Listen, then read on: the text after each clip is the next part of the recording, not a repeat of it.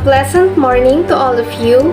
We are the Group 1, and for this presentation, we will be discussing the Module 7 Agrarian Reform Policies. What is Agrarian Reform? It is concerned with the total development of the farmer's economic, social, and political transformation. It deals with general agricultural practice like introducing crop rotation or mechanization. For a long period of time, the agrarian system in the Philippines was being controlled by the large landlords. The small farmers in the Philippines were struggling for their rights to land and other natural resources. The primary objective of instituting the Comprehensive Agrarian Reform Program was to successfully devise land reform in the Philippines. Apart from land reform, it supervises allied activities to improve the economic and social status of the beneficiaries of land reform in the Philippines. Just like what we have learned in our previous lessons about the customs of the Tagalog, we have our own rules and laws before the Spaniards came to our country. Even though you're a servant and not the boss, each of us should have a part of the land. The kainin method was commonly used by some people for land cultivation, but food production is essential only for family consumption. So, sinasabi dito na ang kainin method ay ginagamit pang nourish ng land. Ngunit, pwede lamang ito ma-share sa iyong mga family members at hindi dito nakashare yung mga ibang tao. Sometime later, neighboring communities were engaged in barter trade. Katulad lamang nung nagka-pandemic, 'di ba may mga tao na nagsasabi na ipapalit daw nila yung kanilang mga damit sa pantalon. Parang ganon. When it comes to leasing and selling land, Maragta's Code seems to be the only recorded transaction of the land during this time. This tells us about the selling story of the Panay Island by the native to the Bornean Datus in exchange for a golden salakot or a hat and a long gold necklace. Thus, this land is ours because God gave this land to us. So, kailangan maging good steward tayo sa pagpangalaga ng ating land. The encomienda system was introduced during the colonization of Spaniards. This is a territory that's entrusted to the conquistador. So ano nga ba yung mga conquistador? Sila yung mga leaders na nagmula sa Spain at Portuguese noong 15th at 16th century. They collect taxes, but the harvested crops or labor force can be considered as their payment for the tax. For example, wala silang sapat na pera para ibayad sa tax. Pwede silang kumuha sa kanilang ani or kanilang mga crops para ibayad sa kanilang buwis or tax. At pwede rin silang maging slave or yung tinatawag na labor force. Sa Tagalog, ito ay sa pilitang paggawa. Ginagawa silang slave ng mga tao para ibayad ito sa kanilang tax or buwis. Yung mga sinisingil sa mga lalaki na nag-eedad ng 19 to 60 ay katumbas lang ng 8 reals sa isang taon. Despite being helpful in our society, the encomendero was abusive. Not all of them, but some are disrespecting the rights of people for their properties, particularly in their crops and in the labor force. So, as a result, the people confess what they've experienced to the friars. They hope that this system will stop. So, this system was abolished in the year 1720. The first Philippine president was Emilio Aguinaldo, who established the first Philippine Republic. It was a short-lived republic following the declaration of Philippine independence in 1898. Aguinaldo ruled our country with a dictatorship decree until a democratic constitution was put in place. Alam naman natin na sinakop tayo ng Espanyol sa loob ng 333 years. On September 15, 1898, a revolutionary congress was held at Malolos, Bulacan. Their agenda was to write a democratic constitution for our country.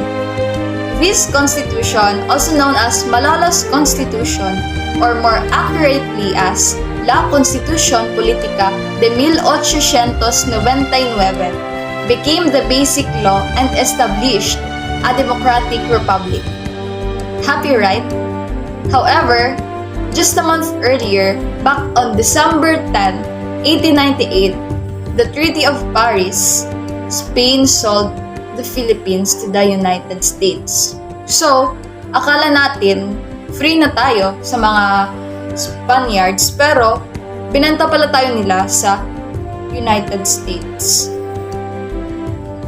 In 1902, the US officially declared an end to the Philippine-American War. American period, Long Live America. Significant legislation enacted during the American period. Philippine Bill of 1902 set the ceilings on the hectareage of private individuals and corporations may acquire. 16 has for private individuals and 1,024 has for corporations. Land Registration Act of 1902, Act No. 496, provided for a comprehensive registration of land titles under the Torrens system. Public Land Act of 1903 introduced the homestead system in the Philippines. Tenancy Act of 1933, Act No. 4054 and 4113, regulated relationships between landowners and tenants of rice, 50-50 sharing, and sugarcane lands. The Torrens system, which the Americans instituted for the registration of lands, did not solve the problem completely. Either they were not aware of the law, or if they did, they could not pay the survey costs and other fees required in applying for a Torrens title. Commonwealth era. The Philippines Independence Act, also known as the Tidings-McDuffie Law, set aside a 10 years transitional phase in Philippine history from 1935 to 1945 to prepare the country for independence from the United States. Manuel L. Quezon on January 2, 1942, the Japanese invaded the Philippines, ending the Commonwealth era. Manuel L. Quezon and Sergio S. Osmeña, the leaders of the Commonwealth administration, fled to exile in the United States. Osmeña succeeded Quezon as president after the latter passed away from illness while in exile. Jose P. Laurel served as the president of the puppet administration that the Japanese soldiers installed in Manila at the same time. The Second Philippine Republic is the name of this administration. When the Commonwealth was abolished in 1946, the Philippines asserted its complete sovereign right as stated in Article 18 of the 1935 Constitution. Tenant farmers had concerns during the Commonwealth era, frequently stemming from debt brought on by the sharecropping system as well as the sharp rise in population, which put further financial strain on the tenant farmers' family. As a result, the Commonwealth started an Agrarian Reform initiative. Japanese occupation, the era of Ukba Lahab. The Second World War II started in Europe in 1939 and in the Pacific in 1941. Ukba Lahab controlled all areas of Central Luzon. Landlords who supported the Japanese lost their lands to peasants, while those who supported the Hawks earned fixed rentals in favor of the tenants. Unfortunately, the end of war also signaled the end of gains acquired by the peasants. Upon the arrival of the Japanese in the Philippines in 1942, peasants and workers' organizations grew strength. Many peasants took up arms and identified themselves with the anti-Japanese group, the Hukbalahap, Hukbo ng Bayan laban sa Hapon. Republic of the Philippines. The Republic of the Philippines is a sovereign state in archipelagic Southeast Asia with 7,107 islands spanning more than 300,000 square kilometers territory. It is divided into 3 island groups, the Luzon, Visayas, and Mindanao. The first Republic Day's history is on January 23, 1899 at the Barasoyan Church in Malolos City, Bulacan. Revolution General Emilio Aguinaldo established the First Philippine Republic, also known as the Malolos Republic. The Philippines were governed by Spain for approximately 300 years. Power is evenly distributed among the executive, legislative, and judicial branches of the Philippines presidential form of government. The Philippines gained the distinction of becoming the first sovereign republic in Asia, thanks to the First Philippine Republic, which was established shortly after the Philippine Revolution against Spain and the Spanish-American War between Spain and the United States. During Rojas' administration, Republic Act No. 34 was issued under the Agrarian Reform, when he gave this act the name the 70-30 Law. The previous President Rojas made an outstanding job of deal-making. Despite the fact that this nomenclature was widely used, it had a little to do with the Act of Requirements. The 50-50 Law might have been a better title, a bill to one that was less catchy. Unfortunately, the last provision rendered the Act's many excellent provisions meaningless. The law could only take effect in region where the significant proportion of the city council shall, by settlement, seek redress for its implementation to the Governor General, who will make the act effective by proclamation. However, given that properly owner handle municipal council, it should come as no surprise that no province saw the implementation of this law.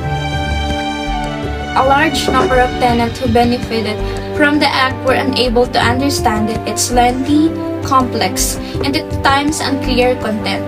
The crop sharing clause was hardly groundbreaking. It only gave the existing arrangement its stamp of legal authority.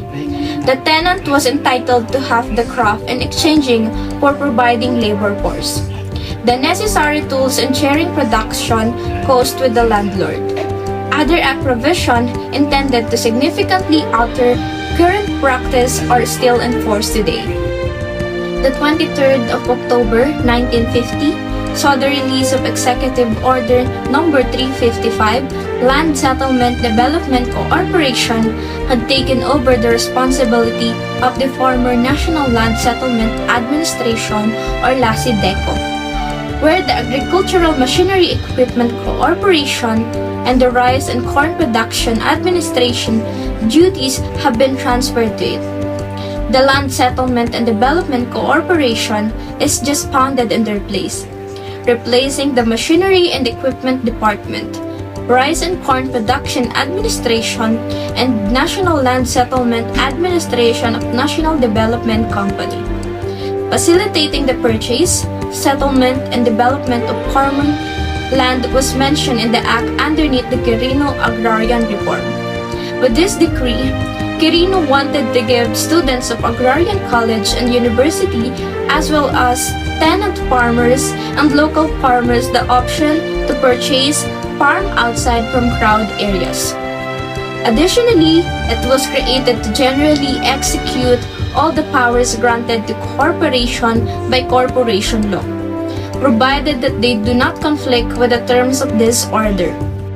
The Land Settlement Development Corporation was founded by Executive Order No. 355 to expedite and broaden the government peasant resettlement program. The scheme did not, however, succeed because of the scarcity of post-warrior resources. Ramon Magsaysay, also known as Idol of the Masses, ipinanganak noong August 31, 1907, nagsilbi bilang ikapitong presidente ng Republika ng Pilipinas from December 30, 1953 until his death in an aircraft disaster on March 17, 1957. Magsaysay's administration was considered as one of the cleanest and most corruption-free in modern Philippine history. His rule is often cited as the Philippines' golden years. During his time, he enacted the following laws. Number 1. The Republic Act No. 1160 of 1954. He abolished the LASIDECO, also known as Land Settlement and Development Corporation, and he established the National Resettlement and Rehabilitation Administration, also called as NARA. Naglalayong mabigyan ng tahanan at lupang sakahan ang mga rebeldeng nagbalik loob sa gobyerno, partikular sa Palawan at Mindanao. Number 2 is the Republic Act No. 1199, the Agricultural Tenancy Act of 1954. Govern the relationship sa pagitan ng may-ari ng lupa at mga nangungupahan na magsasaka by organizing share tenancy and leasehold system. Ang share tenancy ay isang kasunduan kung saan ang may-ari at nangungupahan sa isang sakahan ay may magkatulad na interes, wherein naghahati sila sa kung ano man ang kita pati na rin kung magkano ang lalugi ng sakahan.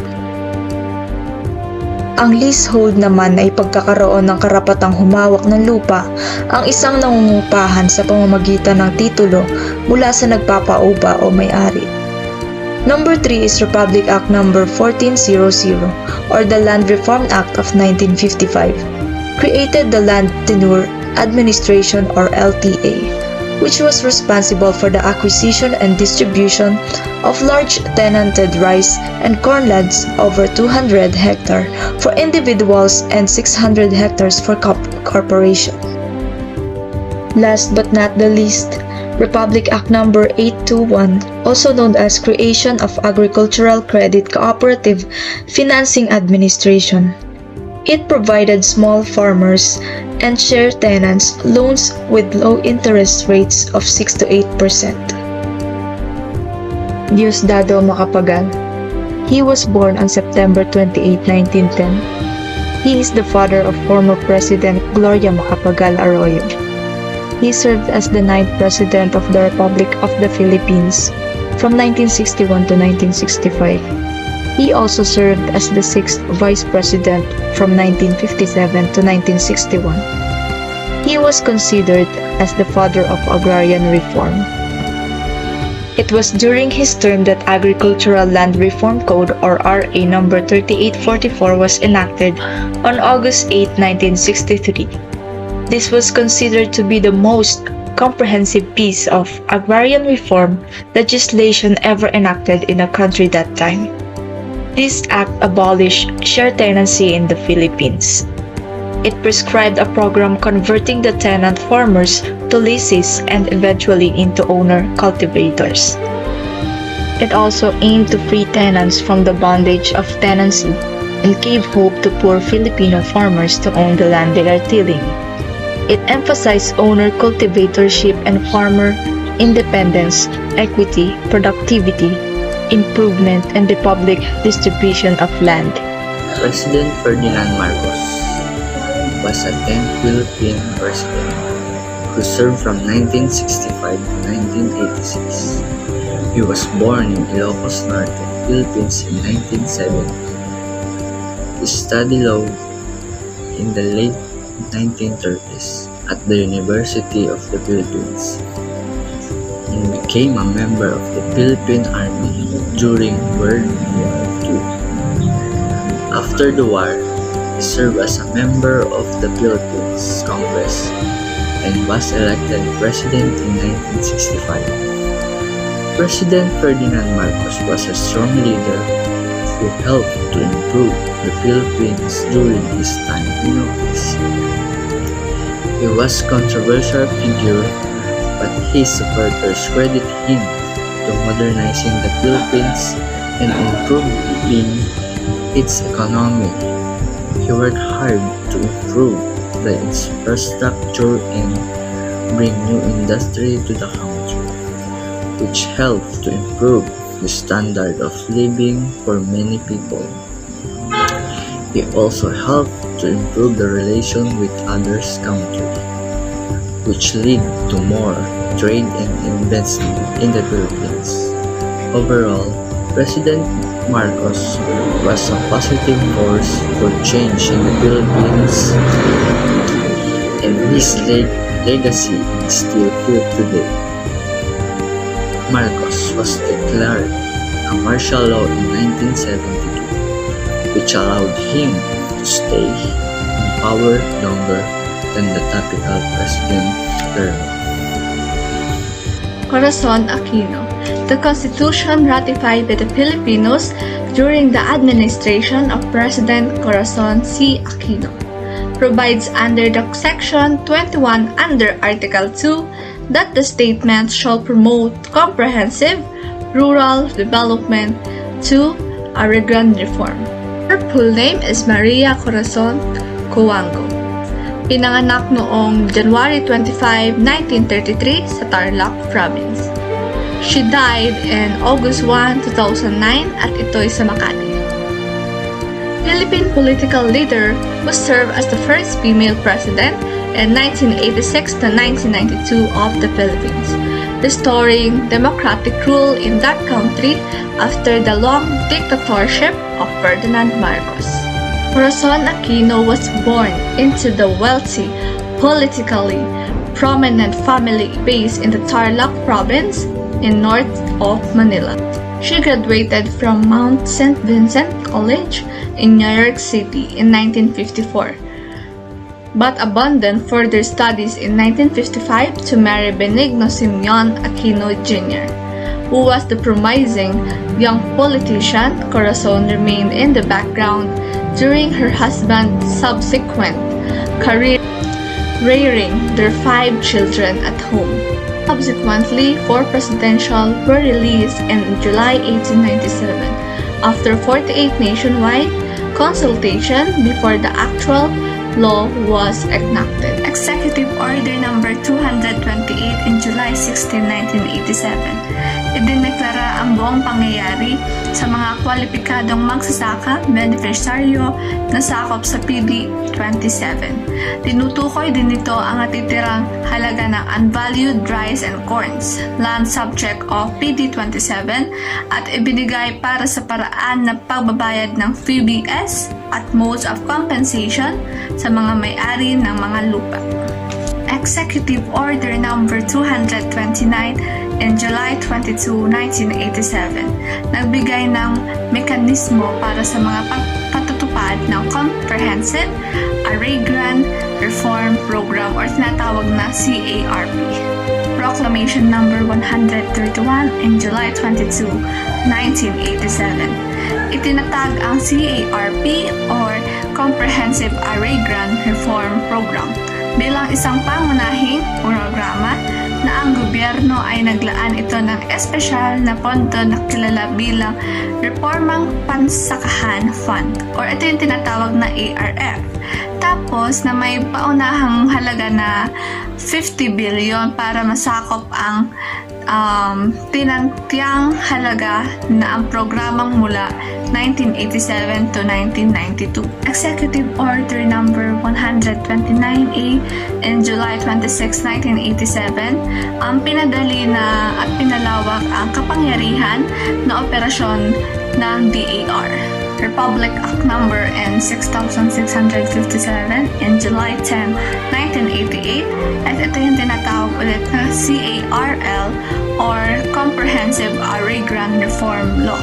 Isang batas na naging epektibo noong Hunyo 15, 1988 at nagpasimula ang isang komprehensibo programa ng reformang agraryo upang itaguyod ang katarungang panlipunan at pagbibigay ng industrialismo ang mekanismo para sa pagpatupad nito para sa iba pang mga layunin. Ang batas na ito ay para rin sa pinatutupad na kasalukuyan. Executive Order Number 405, June 14, 1990. Ito ay nakatalaga sa Land Bank ng Pilipinas ang responsibilidad na tukuyin at pagpapahalaga sa lupa at kabayaran para sa lahat ng lupain ng sakop ng CARP. Last but not the least is the Executive Order Number 407, June 14, 1990. Pinabilis ang pagkuha at pamamahagi ng mga lupang agricultural, pastulan at paglaisdan or yung forestry lands ng ibang mga lupain ng pampubliko, domain ng angkop para sa agrikultura. President Fidel V. Ramos' government had to deal with losing public faith in the Agrarian Reform Program when he officially entered office in 1992. His administration vowed to carry out the Agrarian Reform program in a fair, quick, and meaningful manner. Rama's administration centered on reforms that aim to address the issues that the Philippines continued to experience in the years after the Marcos dictatorship. The Ramos administration is recognized for bringing back the support of key stakeholders in CARP by bridging certain policy gaps on land acquisition and distribution, land valuation, and case resolution. It is also credited with enhancing internal operating systems and strengthening the capabilities of the DAR bureaucracy. This administration is also credited for tapping more resources to help implement the program.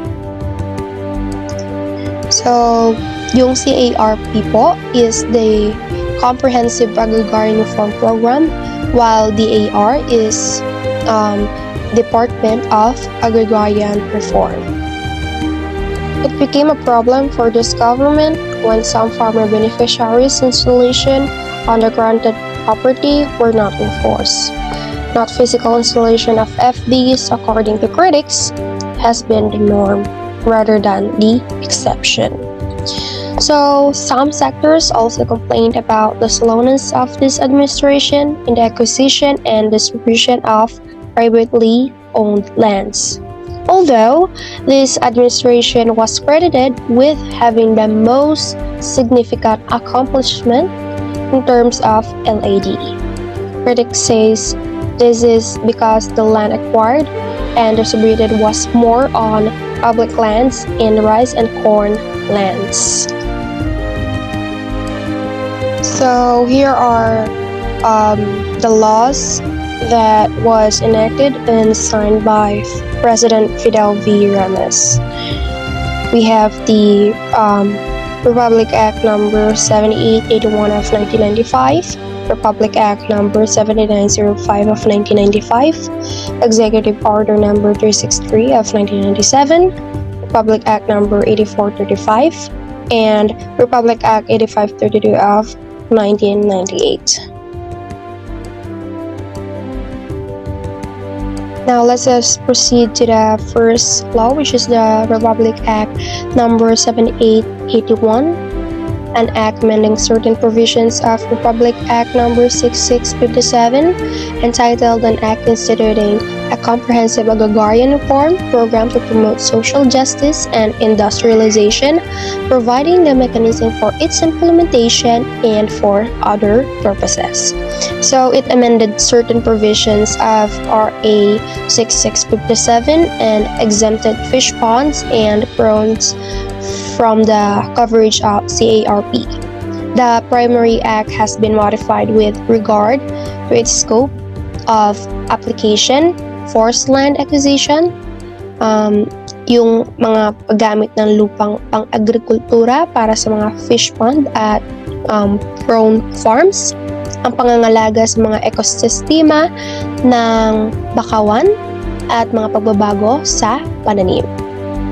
So that second one is the Republic Act number 7905, an act to strengthen the implementation of the Comprehensive Agrarian Reform Program and for other purposes. So it strengthened the implementation of CARP or yung Comprehensive Agrarian Reform Program.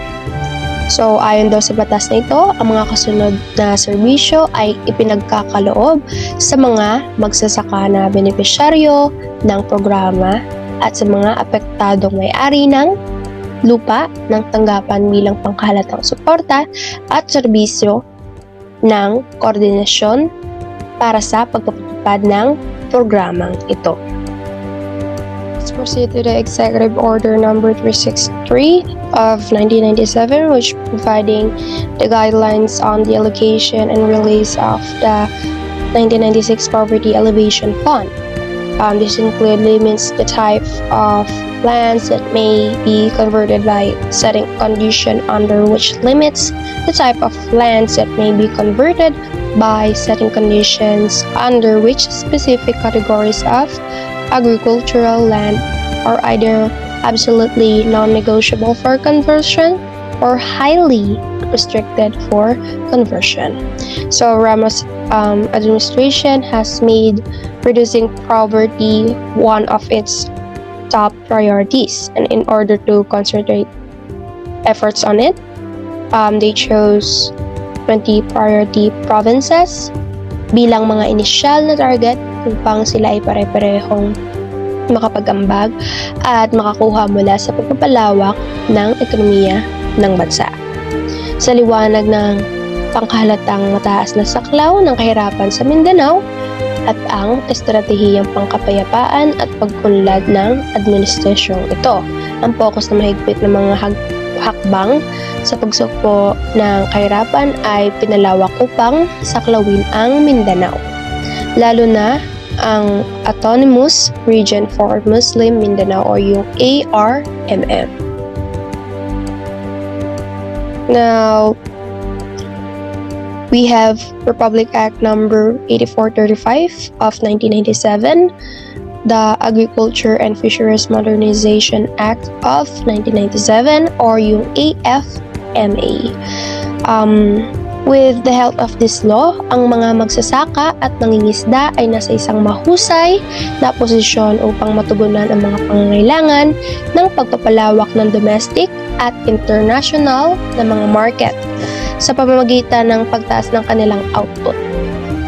The strategy's objective is to transform the agriculture and fishing sectors into cutting-edge, competitive ones that are built on provisions para sa mga serbisyong sumusuporta sa production at marketing, human resource development, research development at extension, rural non-farm employment, trade at fiscal incentives, at pangkahalatang mga probisyon.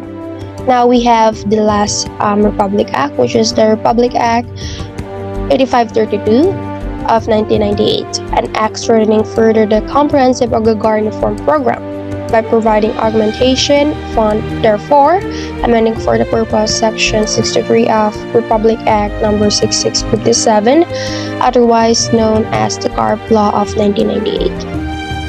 So, this is the Agrarian Reform Fund Bill, yung nagbigay ng karagdagang 50 billion pesos para sa CARP at they extended its implementation for another 10 years. So that is all for the contribution of President Fidel V. Ramos to the Agrarian Reform. The former Philippine President Joseph Ejercito Estrada was elected on May 11, 1998, receiving almost 11 million votes with his famous slogan, "Era para sa mahirap," that endeared the people of the Philippines.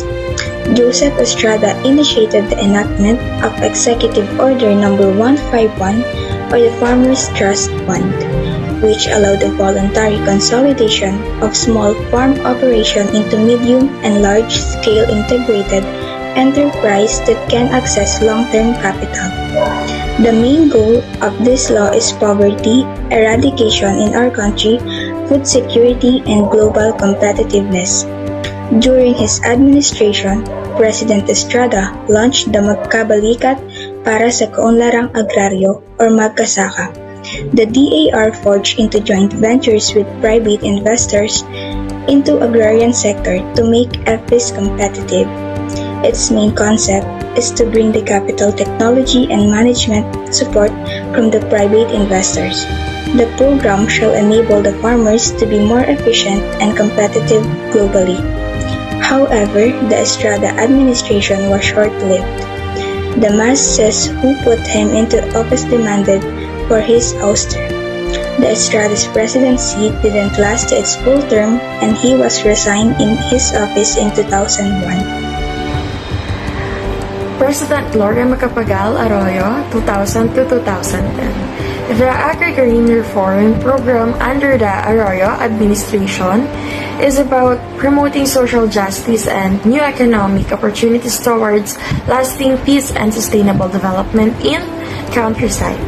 Ang programang reformang agraryo sa ilalim ng administrasyon ng Arroyo ay patungkol sa pagtataguyod ng panlipunan, katarungan at mga panibagong pagkakataong ekonomiya tungo sa pangmatagalang kapayapaan at napapanatiling pag-unlad ng kanayunan. Land tenure improvement. Ang DAR ay sistema sa pagpapatibay ng mga may-ari ng lupa. Ang CARP ay hindi lamang nasasangkot sa pamamahagi ng lupain ngunit kasama rin ang paketeng mga serbisyo o pangsuporta sa kinabibilangan tulad ng tulay o kalsada. Now, let's tackle the reform program under President Benigno Simeon Cuauhca Aquino III. Si Benigno Simeon Aquino III ay pinanganak noong February 8, 1960 at namatay noong June 24, 2021.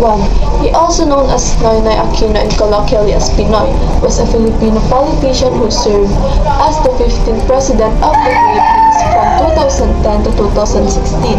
The son of assassinated politician Benigno Aquino Jr. and 11th President Corazon Aquino, he was a fourth-generation politician as part of the Aquino family of Tarlac. Benigno Aquino III previously served as a member of the House of Representatives and Senate from 1998 to 2010, and also as a Deputy Speaker of the House of Representatives from 2004 to 2006. Pagkatapos ng kamatayan ng kanyang inang si Corazon Aquino noong August 1, 2009, maraming mga tao ang tumawag kay Noynoy upang tumakbo sa halalan ng pagkapangulo, kabilang ang Noynoy Aquino for President Movement or NAPM na kampanya sa buong bansa upang lumikom ng 1 million signature upang hikayatin si Aquino na tumakbo sa halalan ng pagkapangulo. His presidency starts 2010 to 2016. The primary reform he established is CARPER, which is the continuation of the CARP started by Gloria Macapagal Arroyo but has an expiration date on 2009. Aquino continued this reform but he added something which is turned into CARPER extension to reform a free form, but it is also amends other provisions started in CARP, so jointly with the farmers, all the bishops, and all land reform advocates develop a plan of action for the implementation of the comprehensive land reform. Comprehensive Agrarian Reform Program Extension with reforms, or CARPER, is the mandatory law that extends again the deadline of distributing agricultural land of farmers for 5 years. It is also amends others provisions stated in CARP. A Comprehensive Agrarian Reform Program, commonly known as CARP, is an agrarian reform law of the Philippines whose legal basis is the Republic Act No. 6657, otherwise known as the Comprehensive Agrarian Reform Law, CARL. It is the transfer of private and public agricultural lands in order to assist recipients in surviving as small independent farmers regardless of the tenurial structure. Its objectives are to give landowners with equal income and opportunity, to enable landowner beneficiaries to have equitable land ownership, to increase agricultural output and productivity, to employ more agricultural employees, and to resolve land ownership conflicts. The main points of the Comprehensive Agrarian Reform Program is sought to redistribute land not only to farmers and farm workers but also to landlords. Guided by the principle of social justice, it recognized the right of landowners to just compensation and provided a retention limit of 5 hectares. The Department of Agrarian Reform, or DAR, has formulated a program to further enhance the agricultural capability of our country, thereby helping our economy to be at its peak. The Agrarian Reform Community Connectivity and Economic Support Services, known as RSES, is a breakthrough project developed by DAR to ensure the agricultural productivity in crops and other products.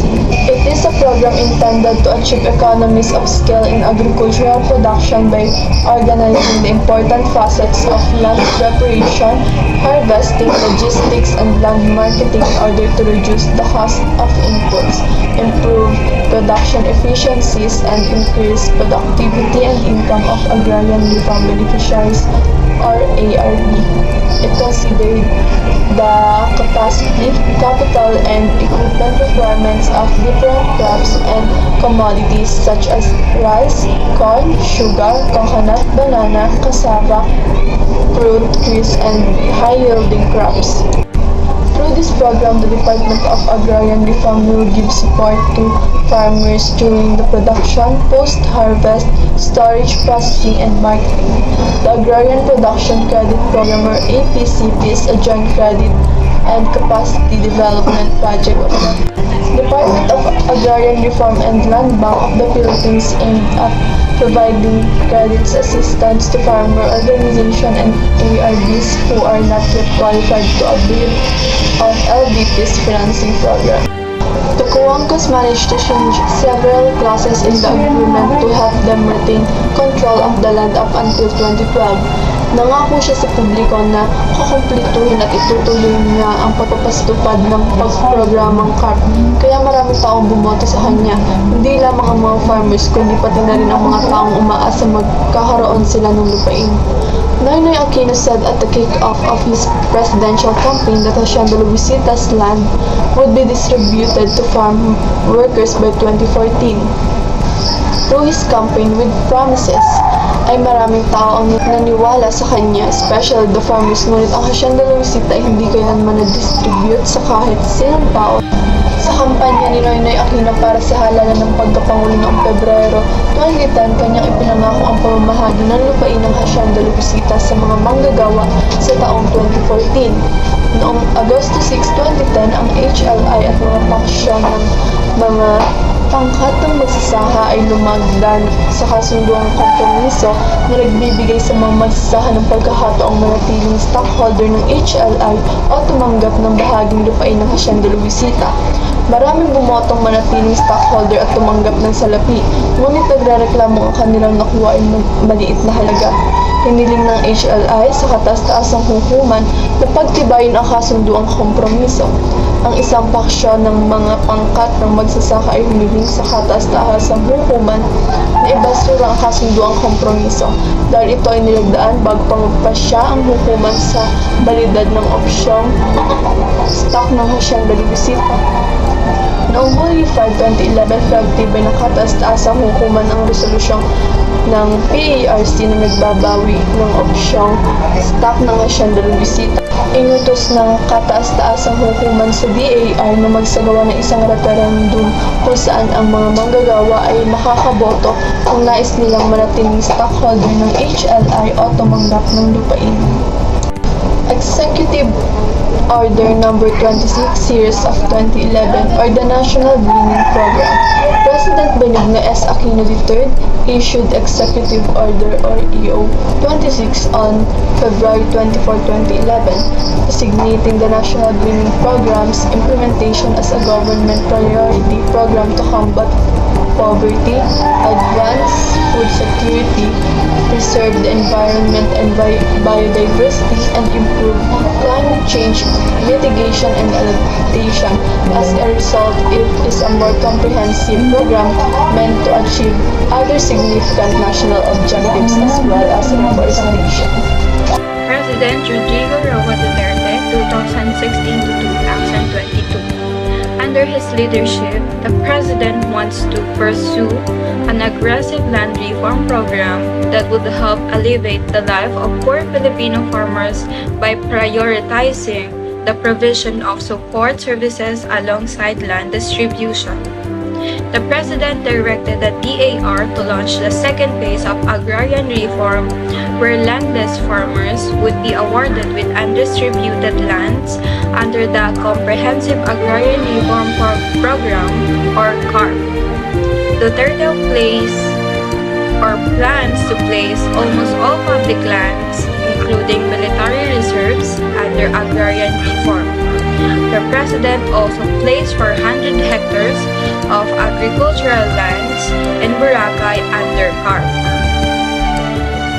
Under his administration, the DAR created an Anti-Corruption Task Force to investigate and handle reports on alleged anomalous activities by officials and employees of the department. The department also pursues an Upland Zero backlog and the resolution of cases in relation of agrarian justice deliver of the Agrarian Reform Program to fast-track the implementation of CARP.